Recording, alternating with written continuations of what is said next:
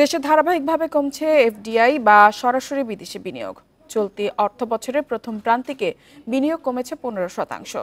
রাজনৈতিক স্থিতিশীলতা না আসলে দেশি বিদেশি বিনিয়োগ আরও কমে যাওয়ার আশঙ্কা করছেন ব্যবসায়ীরা। এজন্য ব্যবসার পরিবেশ তৈরি ও আস্থা অর্জন করাই এখন বড় চ্যালেঞ্জ বলে মনে করেন তারা। গত কয়েক বছর ধরেই দেশের অর্থনীতি নানা সংকটের মধ্য দিয়ে যাচ্ছে। গেল আগস্টে অন্তর্বর্তী সরকার দায়িত্ব নেয়ার পর থেকেই প্রথমেই ধাক্কা খায় দেশের প্রধান রপ্তানি খাত তৈরি পোশাক। দুর্বৃত্তের হামলা ও শ্রমিক অসন্তোষে অনেকটাই স্থবির হয়ে যায় উৎপাদন।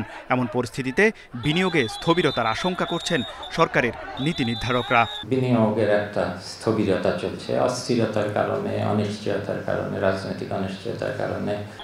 ভাটা পড়েছে বিদেশি বিনিয়োগেও। চলতি অর্থবছরের জুলাই সেপ্টেম্বরে নিট এফডিআই বা সরাসরি বিদেশি বিনিয়োগ এসেছে ৩০ কোটি ডলারের। গত অর্থবছরের একই সময়ে যা ছিল ৩৫ কোটি ৩০ লাখ ডলার, অর্থাৎ ৩ মাসে এফডিআই কমেছে 15%।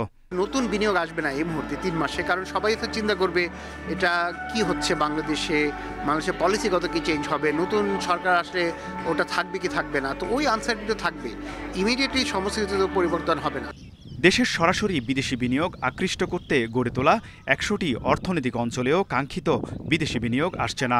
ব্যবসায়ীরা বলছেন, সেবার পরিধি বাড়ানো এবং অবকাঠামোগত উন্নয়ন নিশ্চিত করা না গেলে কাঙ্ক্ষিত বিনিয়োগ আসবে না। ওর তো প্রফিট করবার টাকা নিয়েও যেতে হবে, তো ওর ওই কনফিডেন্সটা প্রয়োজন। তো আমাদের একটা বড় কাজ হচ্ছে দেশের বিশ্বাসযোগ্যতা বাড়ানো। আমরা যতই বিশ্বাসযোগ্যতা বাড়াতে পারবো, আমরা হুট করে পলিসি চেঞ্জ করব না। ইউটিলিটি যে সুবিধাগুলো আছে, বিশেষ করে এখানে যে বিদ্যুৎ, আমরা গ্যাস, অবকাঠামো, এই কাজগুলো কিন্তু বেশ ভালো অবস্থানে আছে। তো আমার মনে হয় যে আমাদের যে 5টি ইকোনমিক জোন এখন প্রস্তুত আছে, এখানে বিনিয়োগকারীরা, বিশেষ করে দেশি এবং বিদেশি বিনিয়োগকারী, তারা এখন আসতে পারে। বিভিন্ন গবেষণা সংস্থার তথ্য মতে দেশের এফডিআই এখনও জিডিপির 1% কম। উন্নত দেশের লক্ষ্য পূরণের যা আরও বাড়াতে হবে। এজন্য রাজনৈতিক স্থিতিশীলতার পাশাপাশি নীতি সহায়তা বাড়ানোর তাগিদ বিশ্লেষকদের। তৌহিদ রানা, ইন্ডিপেন্ডেন্ট নিউজ, ঢাকা।